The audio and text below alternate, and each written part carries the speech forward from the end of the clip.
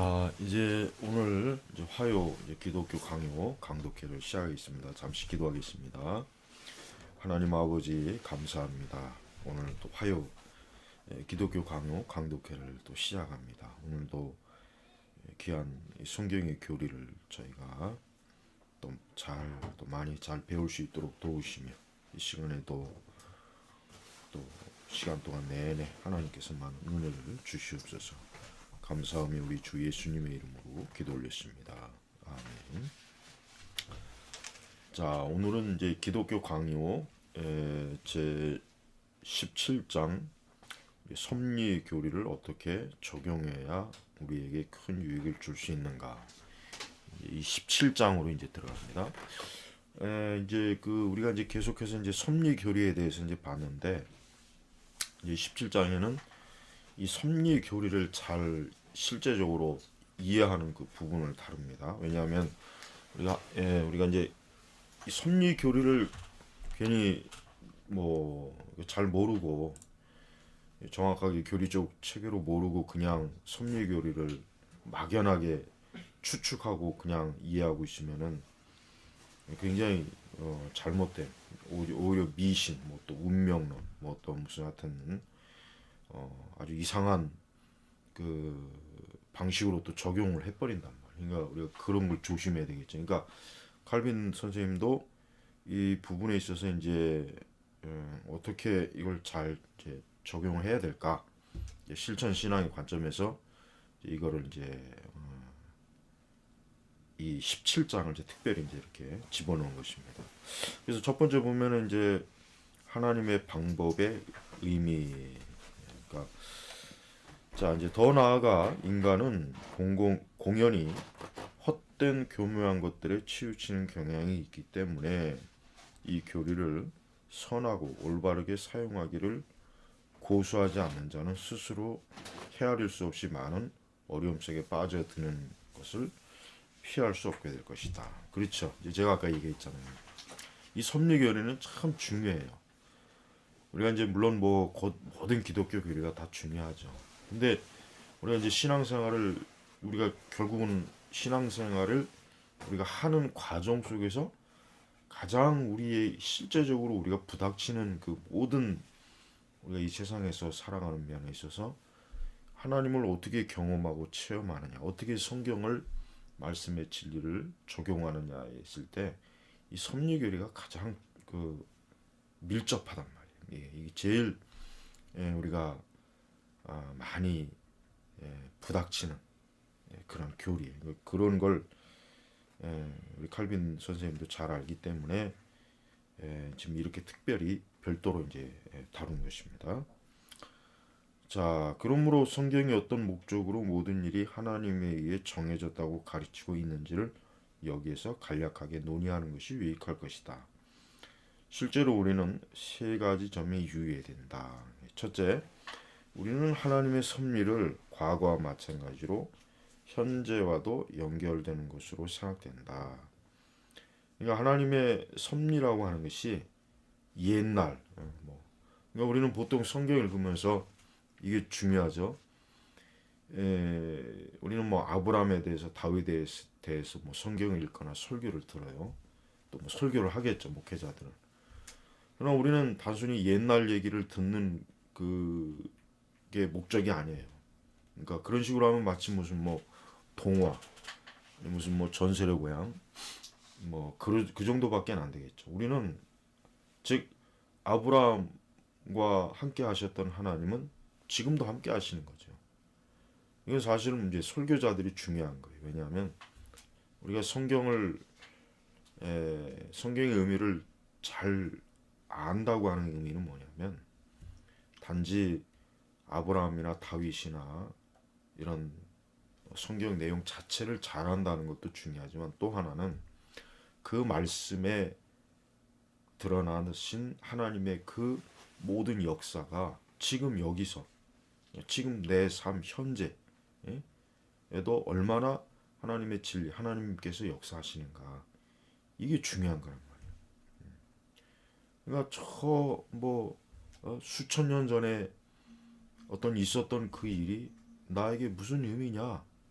도대체 아브라함과 나 무슨 상관이냐 이런 식으로 의문을 가질 거 아니에요. 당연히 그냥 단순히 옛날에 하나님이 이러셨으니까 우리가 그냥 옛날에 하나님이 그러셨구나 그냥 그러고 끝나면은 뭐 재밌게 성경을 혹 들었을지는 알았을지 몰라도 그럼 지금 당장 내 상황과는 뭔 관계냐 이거죠. 그러니까 하나님의 섭리는 먼 옛날 과거만, 응? 그러니까 하나님이 전능하시다 그랬으면 옛날엔 전능했는데 지금은 하나님이 전능하지 않다. 이러면 이게 아니죠. 그러면 옛날에도 하나님은 전능하셨지만 지금도 하나님 동일하게 전능하시는 하나님이에요. 예. 모든 게 다 그래요. 모든 게. 그러니까 우리는 성경에 기록된 하나님의 이 모든 하신 일, 그분의 섭리가 지금도 여전히 그대로 하나님은 동일하게 나타나시고 역사하신다는 거 우리가 알아야 돼요. 그러니까 우리가 과거에 하나님이 악인을 징벌하고 악인에게 저주와 책망을 내렸죠. 지금도 마찬가지예요. 예. 뭐 시대가 달라졌으니까 하나님이 달라지는 겁니까? 그렇지 않죠. 그러니까 우리가 이 하나님의 섭리라는 것도 하나님의 불변성에 딱 비춰봤을 때 동일하다. 이렇게 이제 우리가 봐야 돼요. 둘째로 하나님의 섭리는 만사를 결정하는 원리로서 때로는 매개체를 통해 때로는 매개체 없이 때로는 매개체와 반대가 되는 작용으로 하는 것이다. 자, 하나님의 섭리는 만사 모든 일 모든 일 예를 들면 자연계 우리 사람에게 관련된 것 기후 날씨 인간의 질병 사고 사건 전쟁 뭐 어느 것 하나 하나님의 섭리가 대로 하나님의 섭리가 없이 되어지는 일은 단 한 가지도 없는 거예요. 그러니까 그리고 이제 매개체를 통해서 여러분 하나님께서는 어, 혹 때때로 하나님의 질병을 고쳐주실 때 우리가 성경에 보면은 완전한 이적 말씀으로 병자를 고치신 것도 있지만 그러나 우리는 성경에 또 다른 건 뭡니까? 때때로 우리는 약을 통해서 뭐 의사를 통해서 하나님 우리의 질병을 고치는 경우가 있어요. 예. 우리가 하나님께서는 말씀으로 그분은 무엇이든지 할 수 있는 분이네요. 그건 맞습니다. 근데 매개체가 때때로 있어요. 그러니까 하나님이 그게 무능력해서가 아니라 하나님께서 이미 이 세상의 모든 만물의 주인이시기 때문에 어떤 매개체를 통한다고 해도 그건 하나님의 역사와 능력이 동일하다는 걸 우리가 알아야 돼요. 그래서 때로는 매개체 없이, 매개체가 없이, 때로는 매개체와 반대가 되는 작용으로. 그러니까 우리가 예를 들면 여호수아, 그 태양이 시간이 되면은 지구가 자전과 공전을 하니까 시간이 되면 태양이 어때요? 자연적으로 점점 기울어지죠. 근데 하나님께서는 여호수아의 기도를 들으셔서 그 태양이 중천 그냥 몇 시간이 돼도 해가 질 줄을 모르는 거예요. 예. 그러니까 원래의 자연 법칙과는 정반대가 된단 말이에요. 그러니까 하나님께서는 당연히 하나님이 지으신 태양을 어, 하루 종일이라도 하나님은 뜨게 하실 수 있다는 거죠.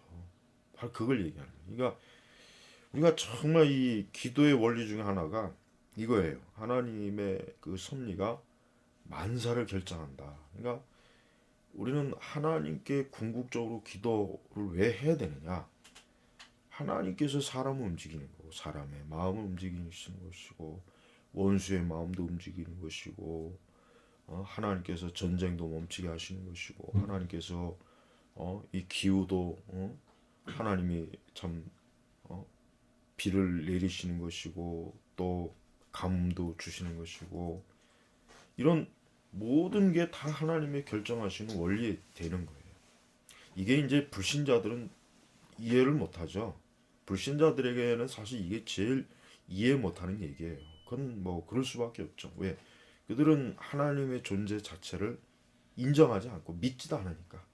그러니까 그들은 마치 세상이 어떤 하나님 없이 어떤 기계적 아니면 그냥 순전히 결국 사람, 인류의 역사 인간 자체의 어떤 능력과 지혜로만 세상이 돌아간다고 그들은 믿고 있어요. 그러니까 그들이 보는 그 관점은 결국은 굉장히 어때요? 제한적이란 말이에요. 사실은 그들의 관점이야말로 진짜 제한적이에요. 우리 성도들은 하나님께서 세상의 모든 만물을 섭리하신다는 것에 대해서 부끄러워하거나 그걸 우리 스스로가 그걸 좀 에, 마치 내가 이렇게 이런 걸 믿으면 저 사람들이 나를 어떻게 생각하 그걸 눈치로 보면 안 돼요. 예.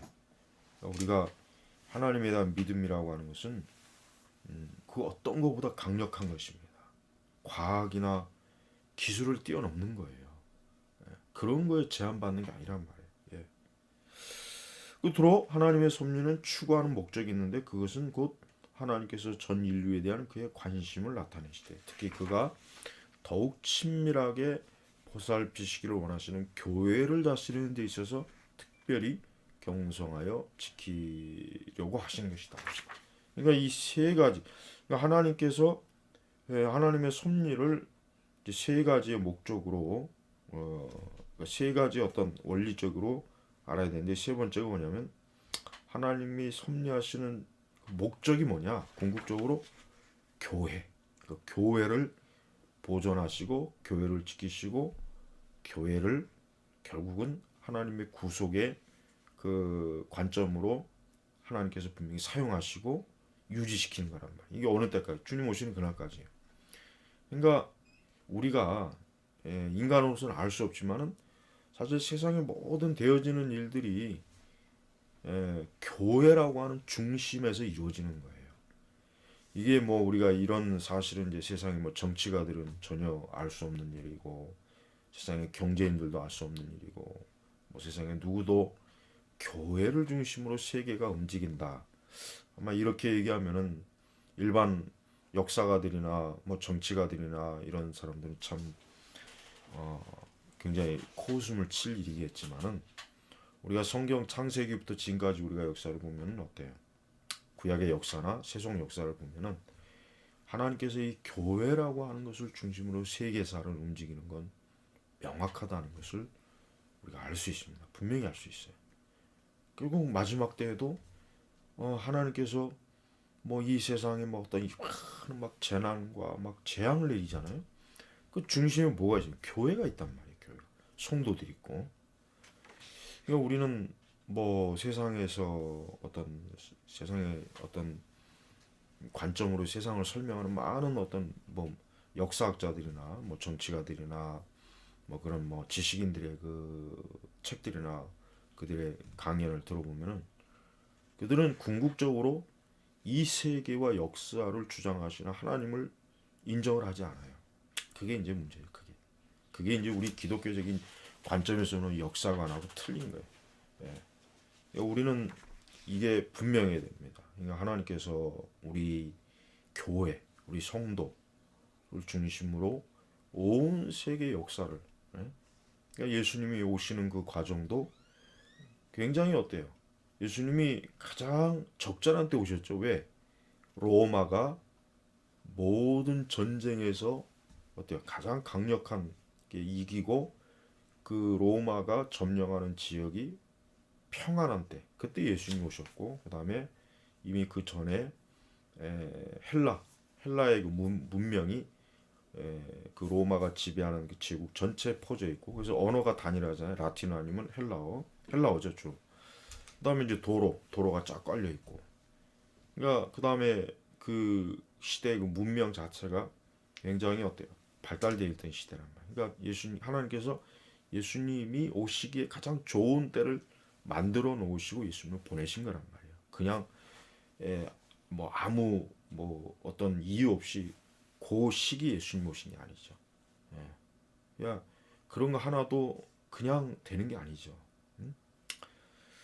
자, 근데 여기서 한 가지 더 추가되어야 할 것이 있다. 그것은 비록 아버지다운 자비하심과 사랑 혹은 심판의 엄격함이 종종 섭리의 전 과정에서 뚜렷이 나타나고 있음에도 불구하고 때로는 모든 사건의 원인들이 감춰져 있다는 것이다. 그래요. 이게 이제 우리가 좀 설명할 게 많습니다. 자, 예를 들면은 우리가 하나님께서 섭리하시는 그 목적과 이유가 때로는 하나님께서 우리 교회를 징계하시고 심판하시기 위해서, 또 이 세상의 죄악과 악인을 심판하시기 위한 그런 여러 아주 복잡한 과정이 있어요. 그러니까 우리가 이런 것들을 다 모르죠. 알 수가 없죠. 이런 걸 우리가 무슨 사람이 전제한 게 아니잖아요. 아무리 뭐 사건과 사고와 세상의 모든 것들을 파악한다고 해도 그 숨은 그 배후의 것들까지는 사실 뭐 아무리 뛰어난 역사학자들도 사회학자들도 모르는 것이란 말이에요. 그러나 그 원인들이 감춰져 있다는 걸 우리가 알아야 돼요. 그러니까 우리는 요 다음에 나왔죠. 그래서 인간사가 운명의 맹목적인 충동에 의해 소용돌이 친다는 사상에 슬그머니 끼어들게 되며, 또한 하나님이 마치 인간을 공처럼 이리저리 내던지면서 장난을 치시는 것처럼 육신적인 반발심을 불러일으키기도 했다. 그러니까 사람으로 우리가 볼 때는 이 세상이 그냥 뒤죽박죽이고, 또 진짜 하나님 살아계신가? 예를 들면 저 유럽이 한때는 기독교의 문명, 기독교가 왕성했지만 지금은 꽤 초라해요. 그러면 하나님 왜 저렇게 유럽에 저렇게 교회가 왜 저렇게 빈사 상태에 빠지게 하실까? 왜 기독교가 서구에서 저렇게 자꾸 쇠퇴할까? 왜 그렇게 놔두실까? 우리가 볼 때는 이해를 못하는 거. 또 예를 들면 또 그 많은 그 이단과 사이비, 또배그참그 극단적 뭐 이슬람주의라든가, 아니 이런 것들이 왜 이렇게 판을 치게 만들까? 우리 이해하기 힘들잖아요. 뭐또 복음을 전하러 간 선교사가 왜 얼마 또 그곳에 있지 못하고 죽을까? 뭐 여러 것들이 많아요. 우리는 자칫하면 아유 세상 무슨 하나님의 섭리로 다스리냐, 그냥 다 그냥 어떻게 이렇게 저렇게 하다가 되는 거지, 무슨 섭리고 뭐가 있겠냐. 하나님이 살아계시면 왜 이렇게 되느냐, 뭐 하나님 살아계시면 왜 이러냐, 이런 의미를 우리 그리스도인들도 가질 때가 있어요. 그게 이제 왜 그러냐면 바로 여기 있는 거. 즉 모든 사건의 원인들이 감춰져 있는 거예요. 우리가 이 다음에 하나님 나라에 가면은 하나님께서 이 세상을 어떻게 통치하셨고, 왜 그런 일이 일어났고, 왜 그런 현상이 나타나는가에 대해서 우리가 아마 알 수 있을 겁니다. 그때 가면. 그러나 지금은 우리는 이 성경에서 계시한 대로만 사실 이해하는 것도 우리로서는 벅차요. 그것만 해도 우리는 다 알기는 어려운 거예요. 그러니까 또 성경에서 왜 이스마엘과 이삭을 보세요. 오늘날 그 이슬람 그들의 그 조상이 이스마엘이란 말이에요. 그럼 우리가 생각하기에는 왜 저 이스마엘이 왜 저렇게 태어나가지고 저 후손들이 저렇게 지금까지 저렇게 난리냐. 하나님께서 이스마엘을 태어나지 못하게 했으면 얼마나 좋았겠어요. 근데 그게 아니에요. 그게 우리 생각이라는. 근데 하나님은 뭔가 섭리가 있겠죠. 예? 오늘도 이제 이슬람에 관한 역사를 좀 쭉 보다가 왜 이슬람 왜 저 중동 지역에 복음이 좀 들어가서 저 사람들이 예수님 믿고 그러면 지금 저 중동에 기독교 국가가 됐을 거 아니에요. 이슬람이 아니라. 근데 그게 아니란 말이에요. 왜 저 많은 엄청난 수억의 사람들이 왜 이슬람의 종교를 갖도록 하나님을 허락했을까? 그럼 우리가 몰라요. 어쨌든 우리는 마음에 안 들지만 그게 하나님의 지혜에서 나온 거니까 우리는 다 이해하지 못해도 하나님께서 분명히 어떤 궁극적인 섭리와 뜻이 있어서 이 현재 모든 것들을 허용하실 것이다. 그렇게 믿는 것, 그게 우리의 겸손함입니다. 우리가 이제 그런 겸손함으로 우리가 하나님을 바라봐야지. 우리는 하나님이 뭐 세상을 무슨 통치하느냐, 뭐 하나님이 통치하면 왜 이러냐, 무슨 하나님이 통치하면 뭐 이딴 식이냐, 이렇게 이제 우리는 좀 뭐 예를 들면 조롱을 하는 그 소리를 좀 많이 듣잖아요. 그러니까 그들은 사실은 하나님의 그 깊은 섭리의 역사를 모르니까 그렇게 되는 거예요. 자, 그래서 실로 우리가 조용하고 침착한 마음을 가지고 배울 준비를 갖추고 있으면 결국에 가서는 하나님께서 그의 계획을 세우시는 데 있어서 최상의 이유가 있다는 것을 알게 될 것이라는 사실이다. 그렇죠? 우리는 하나님 앞에서 하나님의 지혜를 배우려고 해야 돼요. 어? 배울 마음과 배울 겸손함을 가지고 있어야지. 우리가 마치 하나님의 일에 대해서 마치 우리가 다 안다는 식으로 그 하나님의 그 아주 그 영광스럽고 그 전능한 섭리의 역사를 마치 우리가 다 알고 또 그런 거 없다 막 이런 식으로 하면은 그건 참 어리석은 겁니다. 자, 최상의 이유라는 것은 그 자신의 백성을 참을성 있게 가르치시는 것, 그들의 악한 감정을 교정시키시고 그들의 정욕을 억제하시는 것, 자신을 부인하게 하시는 것, 그들을 나태함으로 일깨우시는 것, 또는 혹은 또다시 교만한 자를 낮추시고 불경건한 자들의 간교를 깨뜨리시고 그들의 책략을 뒤엎으시는 것. 야, 이런 하나님의 섭리의 이 목적, 이유가 바로 이런 거예요. 우리가 성경에서도 잘 나타나죠. 어?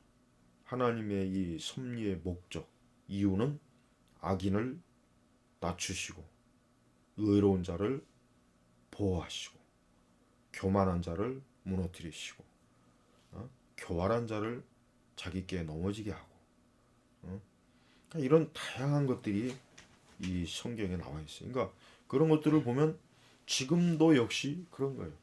지금도 역시 그렇습니다. 그러니까 우리가 이 세상을 보이는 겉으로만 보면은 정의도 없고 공의도 없고 뭐 이 세상이 이러냐 이렇게 볼 수가 있어요. 그런데 그 이면에 정말 우리가 거의 정말 알 수 없는 그 이면에는 하나님이 하시는 이 놀라운 이런 이유가 다 이미 하나하나 지금 진행되고 있다는 걸 우리가 알아야 돼요. 그래서 우리는 악인은 절대로 흥하지 못합니다. 악은 반드시 망하게 돼 있어요. 그게 하나님의 뜻이란 말이에요. 자, 그러나 아무리 그 원인들이 우리의 시각에서 숨겨져 있고 멀리 떨어져 있다고 할지라도 그것들이 틀림없이 하나님 안에 놓여 있다고 믿어야 할 것이다. 예. 그러니까 믿음이 바로 이거예요. 믿음이라고 하는 것은 우리가 모든 걸 다 알아서 하나님 믿는 게 아닙니다. 모든 걸 다 알아서 우리가 신앙생활을 하는 건 아니에요. 우리는 알아가면서 신앙생활 하겠죠. 또 어떤 것은 끝내 알지 못하지만 그래도 하나님은 진리시기 때문에 그분이 하시는 모든 일은 옳을 것이다. 이 믿음을 또 결국 끝까지 우리가 가지고 하나님 앞에 가는 것입니다. 그러니까 우리가 다윗과 같이 외쳐야 된다. 뭐 시편 40편 55절에 여호와 하나님이여 여호와 나의 하나님이여 주의 행하신 기적이 많고 우리를 향하신 주의 생각도 많도소이다. 내가 들어 말하고자 하나 주의 앞에 베풀 수도 없고 그 수를 셀 수도 없나이다. 그렇습니다. 우리는 이 다윗과 같이 이런 고백을 해야 됩니다. 그러니까 우리가 하나님이 하시는 일이 이루 헤아릴 수 없이 많은 일들이 있는데 그거는 뭐 일일이 다 열거할 수도 없고 사실 다 알 수도 없는 일들이 너무 많은 거예요.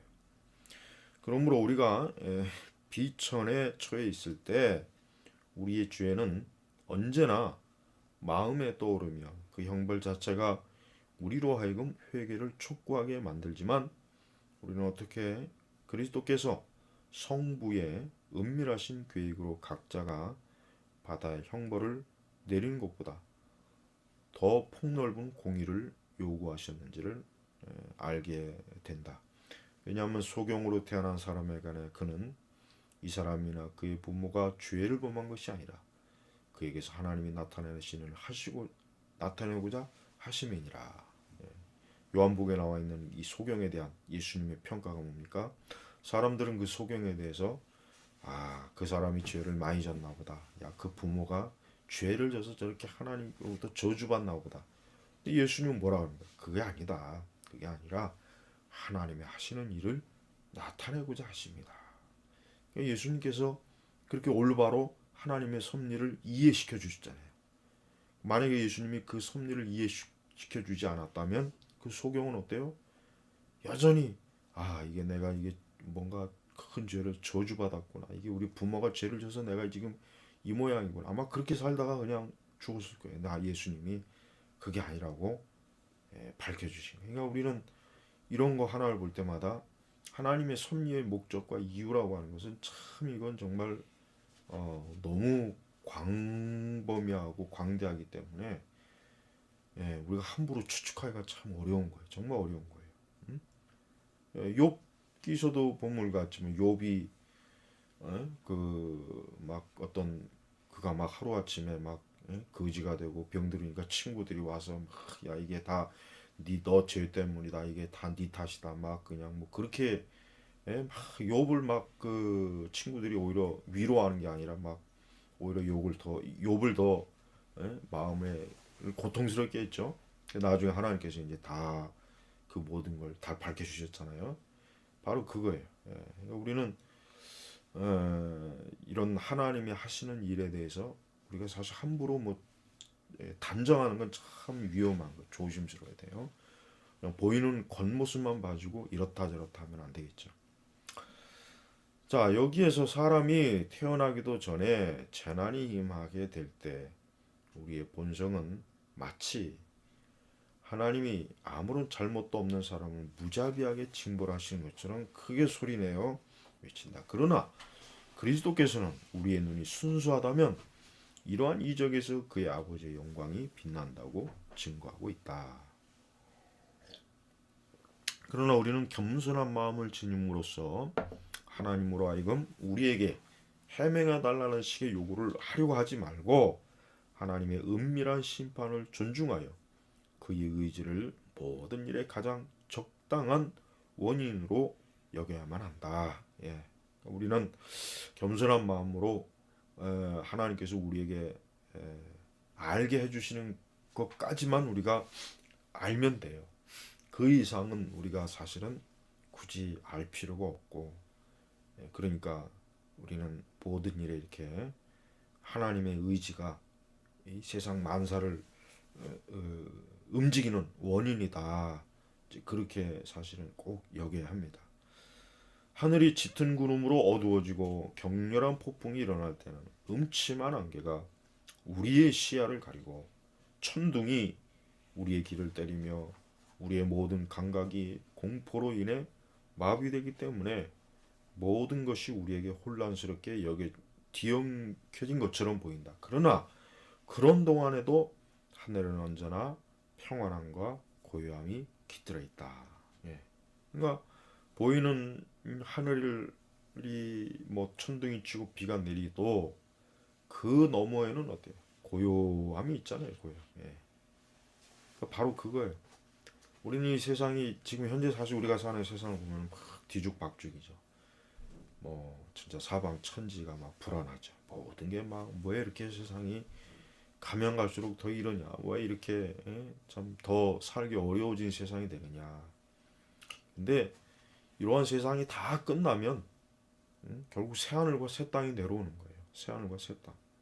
우리 성도는 뭐 지금 현재 세상이 뭐 이렇다 저렇다 해가지고 비관할 필요도 없고 불안해할 필요도 없고 염려할 게 없어요. 오히려 이런 게 빨리 다 지나가야 돼요. 그래야 참 주님 오시고 새 하늘과 새 땅이 오고 정말 완전한 세상에서 우리가 정말 영생을 누릴 거 아니겠습니까? 우리는 이 세상에 대해서 우리의 관점이 어떻습니까? 오직 성경적 관점을 유지하는 게 그래서 참 중요한 것입니다. 자, 그러므로 세상에서 일어나는 혼란한 일들이 우리에게서 판단력을 빼앗을 때에 하나님은 그의 공의와 지혜의 순수한 빛으로 이런 활동들을 가장 질서정연하게 조절하고 통제하셔서 올바른 목적으로 인도하신다고 출현해야만 할 것이다. 그렇습니다. 그러니까 이런 혼란한 일들이 일어나요. 그러나 그 뒤에는 하나님의 공의, 지혜, 순수한 빛, 이와 같은 것들이 뭐예요? 결국은 질서 정연하고 조절하고 통제하시는 거예요. 하나님. 우리가 세상을 통치하면 이보다 더 좋은 세상을 만들 수 있겠다. 그런 생각할 거예요. 내가 이 세상의 통치자라면 전쟁도 없애고 테러도 없애고 뭐 지진도 없게 하고 홍수도 없게 하고 가뭄도 없게 하고 뭐 그렇게 하게 할 수 있을 것 같죠. 그러나 실제로 그럴 능력도 없고 그만한 지혜도 없고 지식도 없는 거예요. 그러니까 우리는 하나님이 현재 하시는 이 모든 일에 대해서 우리는 하나님을 찬송하고 하나님의 지혜에 우리는 겸손하게 복종하는 게 그게 영광스러운 일이에요. 그게 우리에게 복된 일이란 말이에요. 그게. 자, 그래서 그리고 분명히 이런 점에 있어서 많은 사람들이 참으로 어리석은 일들을 하고 있는데 그것은 그걸 많은 사람들이 감히 방자한 태도로 하나님의 일에 대해 설명을 요구하고 그의 은밀한 계획들을 조사하고 죽을 수밖에 없는 인간의 행동들에 대해 내리는 것 못지않게 미지의 사실들에 대해서도 성급한 판단을 내리고 있는 것이다. 우리와 동등한 사람에게는 겸손함을 지닐 뿐만 아니라 겸손하다는 비난을 갖기보다는 오히려 판단을 유보하려고 하면서도 우리가 마땅히 경외해야 할 하나님의 숨겨진 심판에 대해서는 거만하고 욕설을 퍼붓고 있으니 이보다 더 어리석은 일은 어디 있겠는가. 그렇죠. 우리가 하나님의 그 영광스러운 섭리적 활동을 제대로 알지 못하면서 하나님에 대해서 불평하거나 원망하거나 그런 것은 참 잘못된 일입니다. 자, 우리 두 번째로 이제 하나님의 법은 경외하는 마음으로 지켜야 한다. 자, 그러므로 하나님을 자신을 만드신 분이요 우주를 조성하신 분으로 생각하고 겸손한 마음으로 그를 두려워하고 경외하는 자가 아니면 그 누구도 하나님의 섭리를 올바르게 이해하고 유익하게 생각하지 못할 것이다. 그래야 오늘날 이렇게 많은 개들이 독 있는 이빨로 물어뜯거나 혹은 크게 지저대면서 이 교리를 공격하고 있는데 이는 그들이 자신들을 위해 이성으로 규정해 놓은 외에는 하나님께 정당한 것으로 인정하려고 하지 않기 때문이다. 그러니까 하나님의 이 섭리의 교리, 그러니까 하나님이 만물을 조성하시고 만물을 통치하신다는 이것을 부정하는 자들에 대해서 칼빈이 지금 그들을 책망하는 거예요. 그러니까 그들을 개들이라고 했잖아요. 개들. 그러니까 하나님께서 이 세상 만물과 모든 일들을 주관하시고 섭리적으로 모든 걸 질서정연하게 하시는데 그걸 인정하지 않고 믿지 않는 자들은 뭐예요? 그건 잘못된 사람들이다. 잘못된 것이다. 그렇게 얘기하는 거죠. 또한 그들은 할 수만 있으면 악의적으로 우리에게 온갖 욕설을 퍼붓는다. 왜냐하면 우리는 하나님의 뜻이 담겨 있는 율법의 계명에 만족하지 않고 세계는 하나님의 은밀한 계획에 의해 다스려진다고 말하기 때문이다.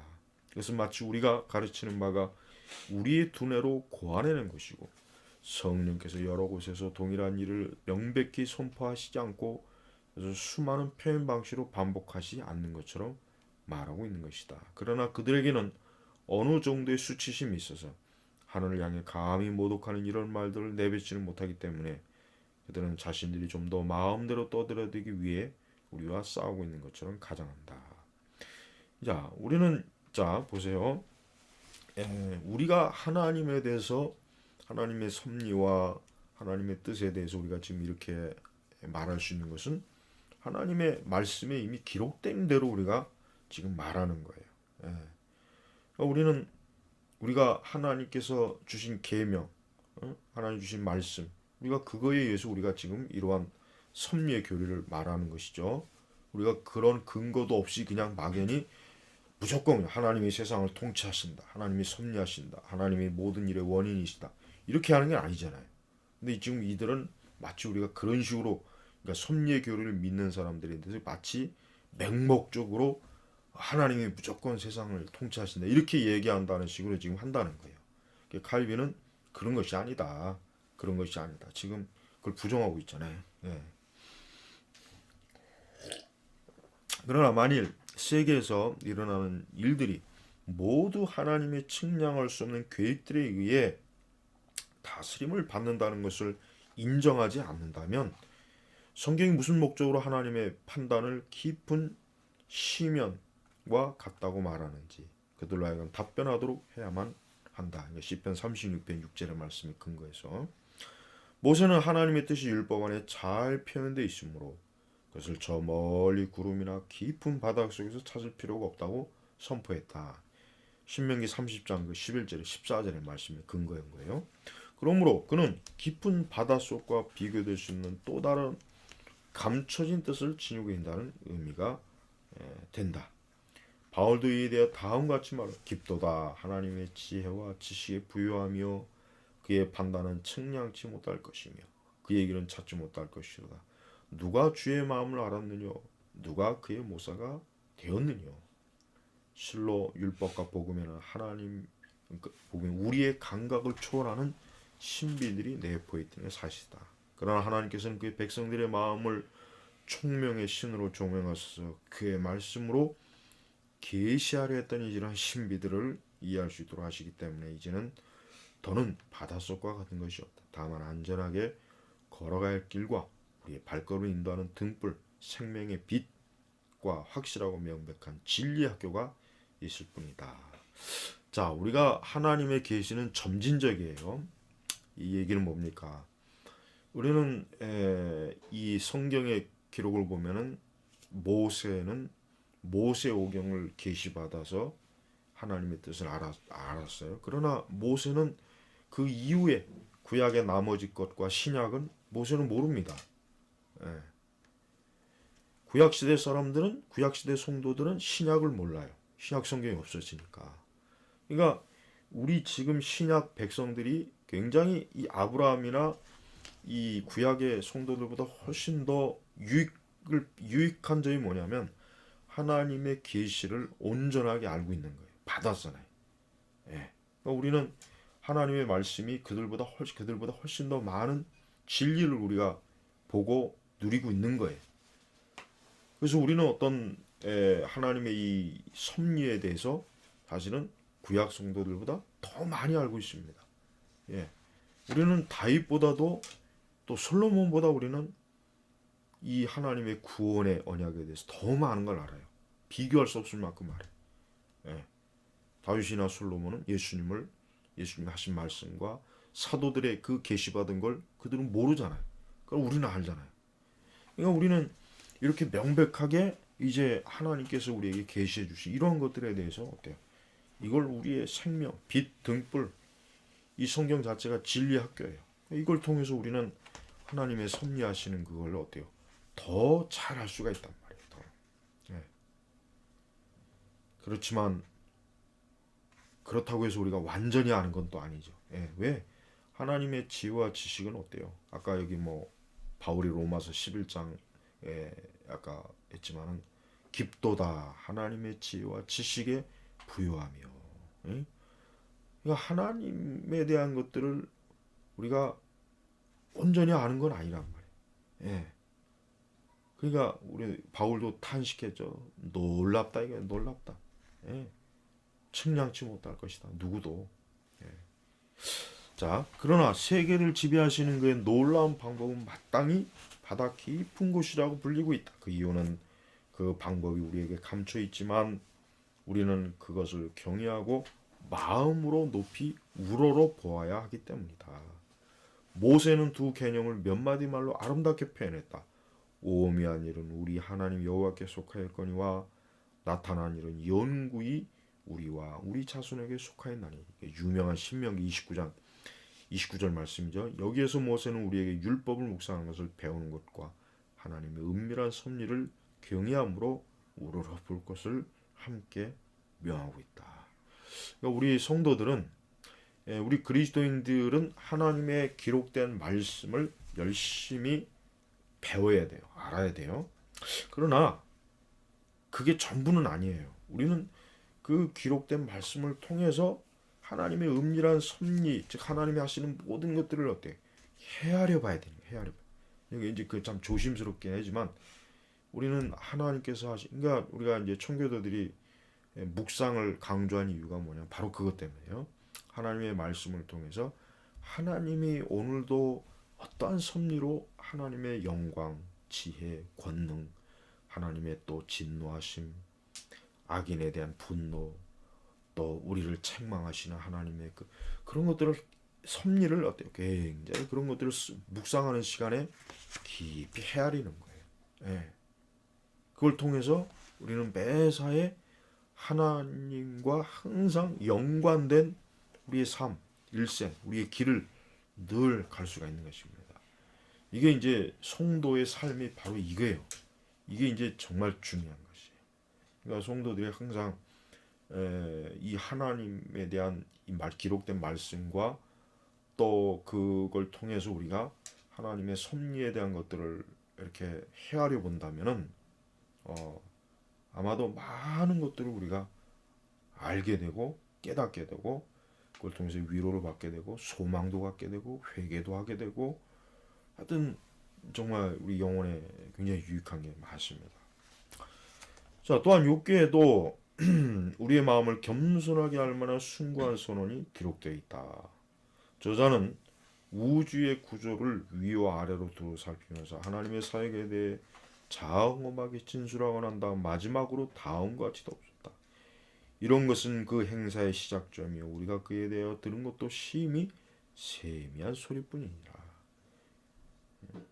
이런 방법으로 그는 다른 곳에서 하나님께 속해 있는 지혜와 하나님이 인간에게 부여해 주신 지혜의 분량을 구별했다. 왜냐하면 그는 자연의 비밀들에 대해 말할 때는 지혜는 오직 하나님께만 알려져 있고 모든 생물의 눈에 숨겨졌다고 말하기 때문이다.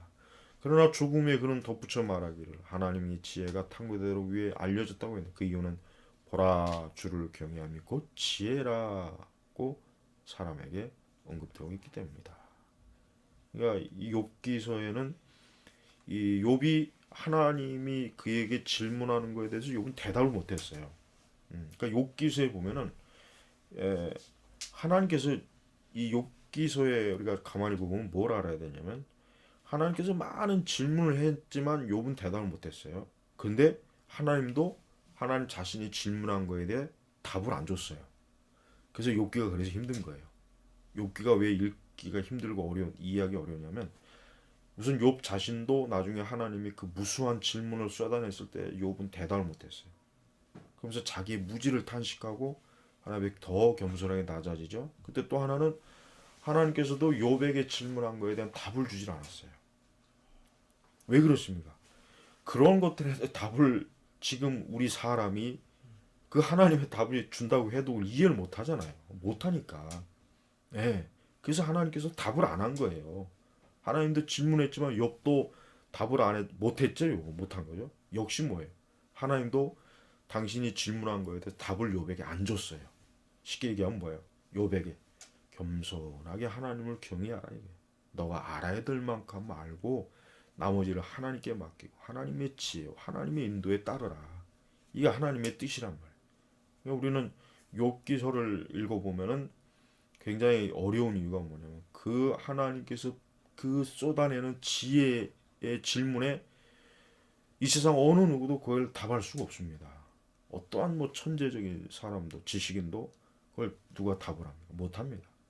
그러니까 하나님께서 쏟아내시는 이 지혜를 우리 사람이 감당하기가 어려운 거예요.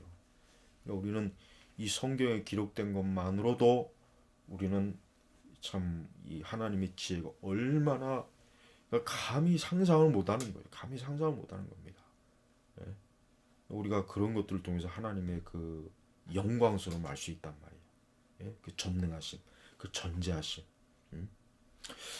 자, 어거스틴의 다음과 같은 말을 또 여기에 해당된다. 하나님께서 우리를 위해 가능한 최상의 질서 속에서 하신 모든 일을 모르고 있기 때문에 우리는 다만 율법을 따라 선한 뜻으로 행동하지만 다른 점에 있어서는 율법에 의하여 행동하게 된다. 왜냐하면 그의 섭리는 불변하는 법이기 때문이다. 이 어거스틴도 어때요? 하나님이 궁극적으로 하시는 모든 일에 대해서 우리는 모른다. 그러니까 그냥 말씀에 순종하고 말씀에 따라 살아가라. 믿음으로. 그게 최선의 길이다. 지금 어거스틴도 이렇게 얘기하는 거 아니에요?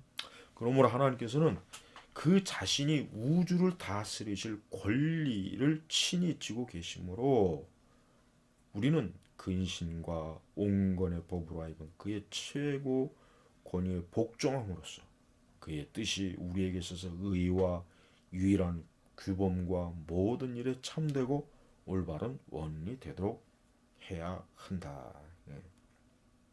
그러니까 우리는 하나님의 말씀에 순종한다. 그러면 그 말씀에 순종을 한 이후에 되어지는 모든 것을 누구에게 맡게 되냐면 하나님에게 맡기는 거예요. 그게 하나님의 섭리를 의지한다는 건 바로 그걸 얘기하는 거예요. 그러니까 우리는 말씀이 이루어지는 거에 대해서는 우리가 책임이 없어요. 왜? 그건 우리가 할 수 있는 게 아니거든.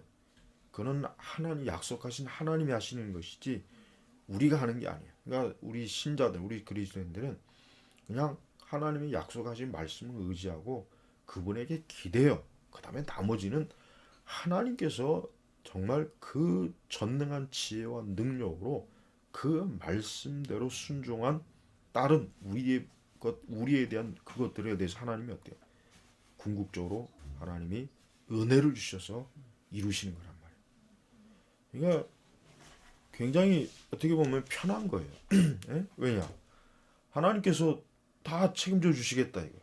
하나님이 내가 너에게 내 지혜와 능력과 권능으로 너가 나의 말씀과 내 계시에 복종하고 내 계명을 따르면 내가 나머지 것들을 다 내가 하여튼 온 세상을 다 움직여서라도 내가 너의 것을 이루었다. 도우겠다. 함께 하시겠다. 내 거룩한 뜻을 드러내겠다.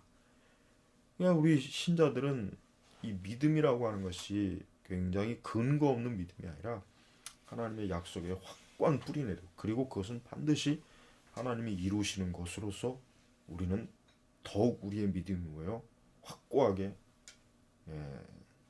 이 믿음이 축적이 되고 믿음이 세워지고 믿음의 활동이 더 왕성해지는 것입니다. 그러니까 믿음은 잘해야 돼요.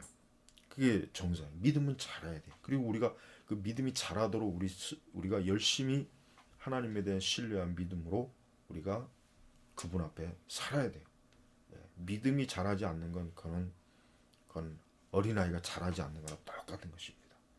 그래서 우리가 언제까지 하나님의 도의 초보에 머물지 말라. 항상 그냥 내가 구원 받았을까 구원 받지 맨날 여기에만 그냥 기대 있는 사람들 너무 많아요. 그러니까 그런 사람들은 항상 영적으로 어린아이예요. 어떤 그리스도의 장성한 분량 같은 건 꿈도 못 꾸고 늘 어떤 뭐 자신의 구원에 대해서만 그냥 늘 뭐 조바심을 내고 거기에 그냥 매 평생을 그렇게 살다가 땅 파고 관 속으로 들어가는 거예요. 불쌍한 거예요. 그런 식으로 언제까지나 기독교 초의 도구에 머물지 말고 믿음의 장성한 자가 돼요. 예수 그리스도께서 나를 구원하셨고 나를 사랑하시고 그분이 나와 함께 하시고 그분이 나와 동행하시고 이제는 내가 그분의 말씀을 신뢰하고 그분에게 위탁하는 거예요. 거기로 나가야 돼요. 그게 장성한 자의 첫걸음이에요. 거기로 나가서 계속해서 하나님이 나와 함께 하시다는 걸 체험하고 이 말씀이 진리라는 걸 알게 되고 빛이라는 걸 알게 되고 자꾸 그렇게 해 나가야 돼요. 그게 하나님 기뻐하시는 거. 그래야 하나님의 섭리도 더 많이 알게 되고 체험하게 되고 능력도 알게 되고 그렇게 해야 우리의 신앙이 견고해지지 않겠어요? 그러지 않으면 늘 한 곳에 이렇게 그냥 작은 상태로 머물다가 잘못하면은 그냥 그 이상을 벗어나지 못하는 그런 일들이 꼭 있습니다. 조심해야 됩니다. 자, 그러므로 사실상 여기에서 말하는 법은 불경건하고도 모독적으로 하나님의 공의를 그의 능력으로부터 분리시키는 궤변학자들, 소피스트요. 궤변학자들이 헛되이 짓거리고 있는 그 절대적인 의지가 아니라 모든 일을 결정짓는 원리인 섭리인데 우리에게 그 이유들이 감춰져 있지만 그것으로부터 옳은 것 외에는 아무것도 나오지 않는다. 예. 우리는 하나님이 하시는 그 모든 일에 우리는 신뢰, 전폭적인 신뢰와 믿음이 있어야 되고 하나님이 하시는 모든 일은 선하시다. 선하시다는 거예요. 선하시다. 예. 마귀가 하는 일은 뭐예요? 다 악해요. 마귀가 하는 중에 좋은 일은 단 한 가지도 없습니다. 그러나 반대로 하나님이 하시는 일은 다 옳고 선해요. 하나님이 하시는 일 중에 그릇된 일은 한 가지도 없는 것이에요. 바로 그걸 얘기하는 거예요. 자, 우리 세 번째, 하나님의 섭리는 우리를 책임에서 벗어나지 않게 하지 않는다. 이제 요 3장이 참 중요합니다. 이게 왜냐? 하나님의 섭리를 잘못 이해하는 사람은 그냥 이제 만사가 다 하나님이 하시니까 그냥 나는 자리 깔고 누워만 있으면 되겠구나. 그냥 뭐 놀러만 다니면 되겠구나. 그냥 아무것도 안 하고 그냥 가만히 있으면 되겠구나. 예? 이미 초대교회 때도 그런 어리석은 사람도 있어서 바울이 책망을 했죠. 일하지 않는 자는 먹지도 말라고. 그러니까 하나님이 섭리를 하신다고 해서 내 손발이 멈추는 게 아니죠. 하나님의 섭리, 우리는 오히려 하나님이 섭리하시니까 더 우리의 손발이 부지런할 수가 있는 근거가 있는 거예요. 확신이 있는 거예요. 확신. 하나님이 섭리하지 않고 살아계시지 않는다면 내가 아무리 뭘 한다고 해도 뭐 오히려 그게 더 우리를 꼼짝 못하게 만드는 것인데 잘못 알고 있는 사람들이 있거든요. 꼭. 자, 이와 같이 이제 세 번째, 이와 같이 겸손한 마음을 가진 사람들은 모두 지난 날의 불행 때문에 하나님께 원망하지 않을 것이며 또한 호메로스의 작품에 나오는 아가멤논이 내가 원인이 아니라 제우스와 운명의 탓이다라고 말한 것처럼 그들 자신의 사악함을 하나님 탓으로 돌리지 않을 것이다. 예. 그러니까 겸손한 사람, 하나님 앞에 겸손한 사람은 어때요? 모든 일들에 대한 것이 어때요? 하나님의 그 영광스러운 섭리와 은혜다. 또 자신의 참 죄악된 것, 자기가 하나님 앞에 온전하지 못한 것을 돌이켜 회개하는 거예요. 그러니까 하나님 탓으로 돌리지 않는 거예요. 예. 이게 지혜로운 사람이죠. 음? 자, 그들은 플라우투스의 작품에 나오는 한 청년이 모든 일은 불안정하고 운명은 사람들이 원하는 대로 하도록 그들을 내몰아가고 있다. 이제 나는 절벽으로 가서 내 목숨과 함께 내 자산을 던져줄 것이다. 내던질 것이다. 라고 말했던 것처럼 마치 운명에 의해 지배되는 것처럼 자포자기하여 자신을 파멸 속으로 내던지지 않을 것이다. 예.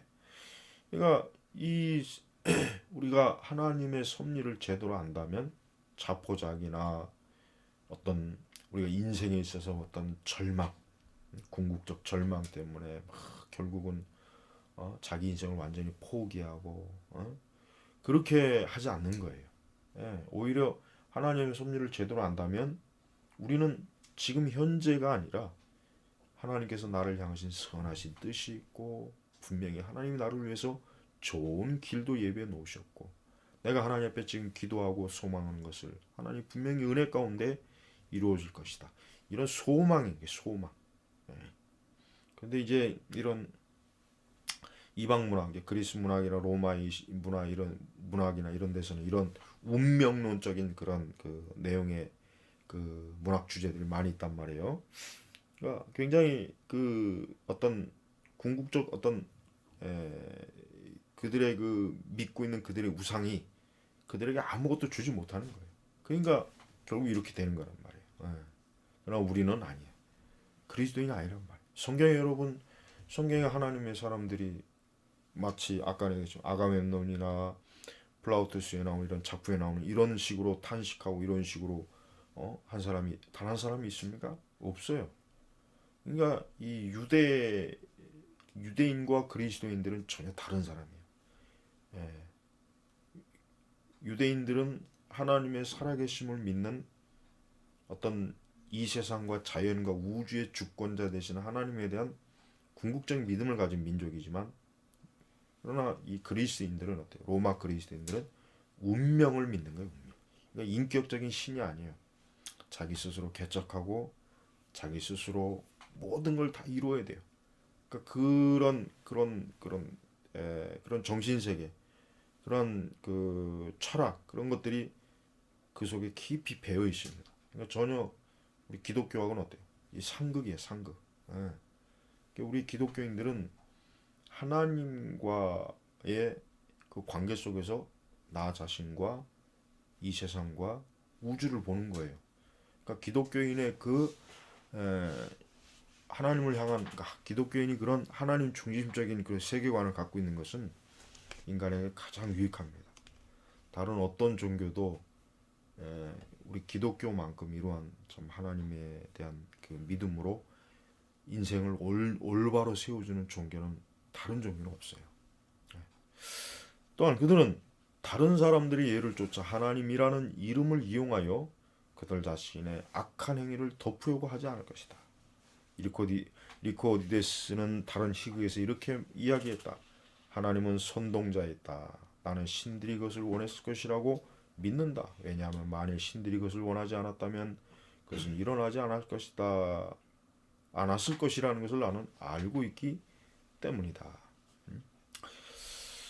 자, 이 하나님의 이름을 어때요? 이용해서 자기가 저지르고 이건 하나님의 뜻이다. 뭐 이거 지금 그거를 칼빈이 지금 조롱하는 거예요. 그건 어리석은 생각이다 이거예요. 그러니까 우리는 하나님의 섭리를 내 악을 포장하고 가리는데 이용하면 안 되겠죠. 어? 이게 다 하나님의 뜻이다라고 그렇게 하면 안 되죠. 그렇게 하는 사람들 많이 있잖아요. 악한 일을 저지르고도 이게 다 하나님의 역사하십니다. 뭐 이딴 식으로 변명하거나 포장하거나 그런 일들이 많이 있단 말이에요.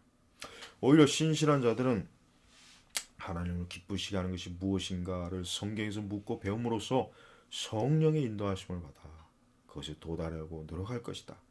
동시에 그들은 하나님께서 부르시는 곳이면 어디든지 기꺼이 따라갈 준비가 되어 있으므로 이 교리에 대한 지식보다 더 유익한 없다는 것을 참되게 보여줄 것이다.